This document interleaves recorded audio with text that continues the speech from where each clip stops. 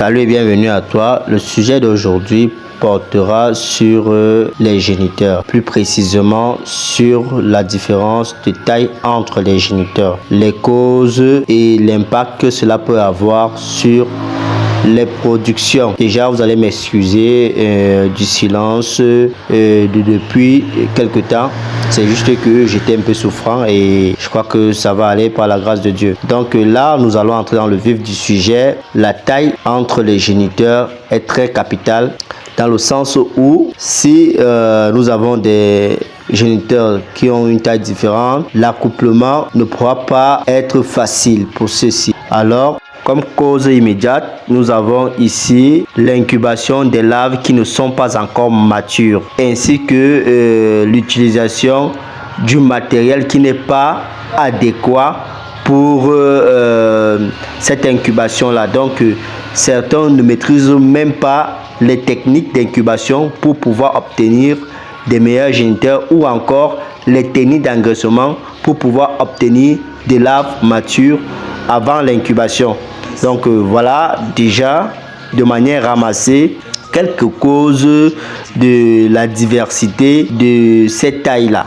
Donc ici, comme conséquence, nous avons mis en place ce dispositif où nous avons pris une femelle de grande taille avec un mâle de taille moyenne.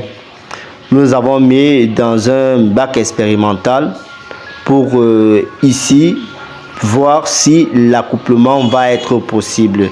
Et nous avons constaté que plusieurs reprises, le mâle a essayé d'accoupler la femelle, mais comme celle-ci était robuste et avec assez de force, à chaque fois qu'il essayait, celle-ci se déplaçait et cela entraînait la rupture de l'accouplement. Donc celui-ci a essayé plusieurs fois. Nous avons observé un peu le comportement. Déjà, la force que dégage la femelle est très importante. Bon, ici il a essayé d'accoupler. Voici un peu un exemple. Il s'est agrippé, il a essayé d'accoupler la femelle. Il a essayé de l'accoupler et vous allez constater que l'accouplement devait avoir lieu. Bon, il avait déjà essayé. C'est vrai que la taille est différente. Là, voilà la femelle qui essaye de se déplacer. Et quand elle se déplace, immédiatement, l'accouplement est rompu. Alors que s'ils avaient une taille, ou même taille, ou bien une taille normale, les deux, le mâle devait s'agripper et la femelle ne devait même pas bouger d'un pouce. Ou bien alors, il ne devait pas être balancé comme il a été balancé là tout à l'heure. C'est parce qu'elle est robuste et très forte qu'il n'a pas pu la maintenir sur place pendant l'accouplement. Sinon que l'accouplement peut être possible entre les géniteurs de petite taille et de grande taille, mais c'est très difficile. C'est ça qui cause, en fait, souvent, dans nos bacs, vous allez constater qu'il y a une très faible quantité de larves parce que parfois, tous les géniteurs n'ont pas pu s'accoupler, les femelles, parce qu'il y a une différence de taille.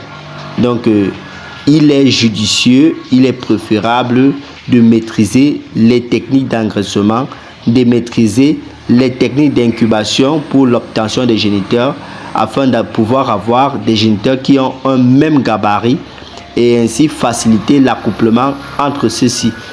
Quand vous allez mettre les géniteurs qui ont un même gabarit, les mâles vont pouvoir s'agripper facilement sur les femelles et l'accouplement sera possible.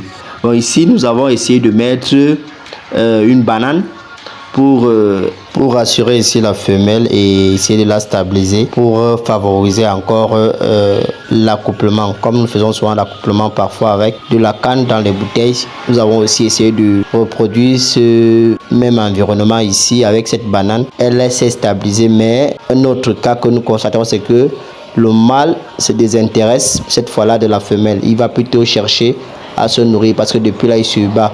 Bon, là, nous avons encore essayé d'ajouter 4 autres mâles de même taille pour pouvoir accoupler toujours cette même grosse femelle. Et de toutes les observations que nous avons faites, ceux-ci se sont jetés sur la nourriture. Ils ont essayé d'accoupler, ça n'a pas marché. Ils se sont jetés tous sur la nourriture. Donc voilà ce qui se passe en grosso modo dans nos bacs quand les géniteurs n'ont pas la même taille. Vous allez constater que chacun va essayer d'aller de son côté. La femelle va essayer de se nourrir parce qu'elle n'est pas la même taille avec les mâles.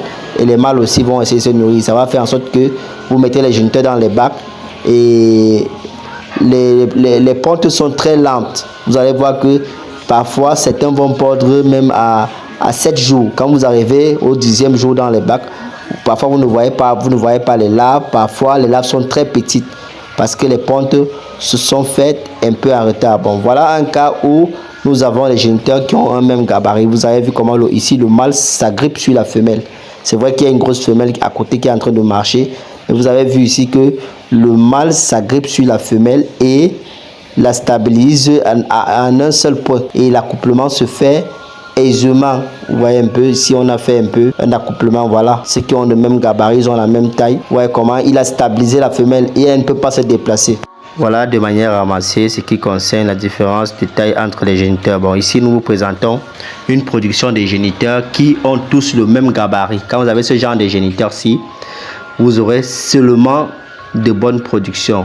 Et ici là, nous avons pris le soin de maîtriser toutes les techniques de production et les techniques d'engraissement pour pouvoir avoir déjà d'un, des larves matures, de deux, des larves qui ont tous un même gabarit. Donc l'incubation s'est fait avec le respect des techniques et la connaissance. Quand vous avez la connaissance, quand vous avez la méthode, vous parvenez à avoir ce genre de résultats.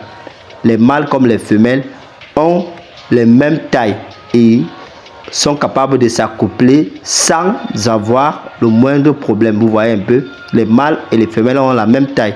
Ici, pour maîtriser ceci, il faudrait déjà vous former et vous faire suivre par la divine entreprise. Nous allons partager avec vous multiples techniques et beaucoup plus de méthodes pour pouvoir obtenir des géniteurs de qualité, pour pouvoir rentabiliser en ce qui concerne les bonnes productions.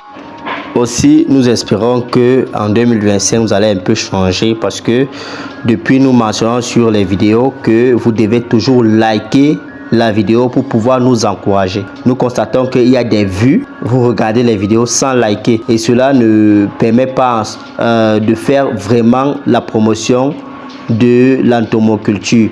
Cela n'encourage pas à continuer à poster des astuces pour vous aider à produire et à rentabiliser avec le domaine. Nous voyons même au niveau de nos pages, nous allons laisser le lien de notre page Facebook pour que tous ceux qui aimeraient nous suivre aussi sur Facebook puissent aller et faire des likes et nous suivre pour que nous puissions aussi avoir la visibilité afin que cette plateforme soit une plateforme d'échange et que cela nous permette aussi de faire des ventes. Donc je reçois chaque jour des messages des personnes qui veulent écouler leurs produits via nos plateformes. Si vous respectez les normes de production, si vous produisez la qualité, vous pouvez nous faire part via notre plateforme et nous allons vendre ensemble. Vous abonner massivement, de partager la vidéo, de liker et de nous suivre sur nos différentes plateformes pour nous encourager à vous donner des astuces et à vous aider à avoir de la stabilité dans votre élevage. Merci, à la prochaine.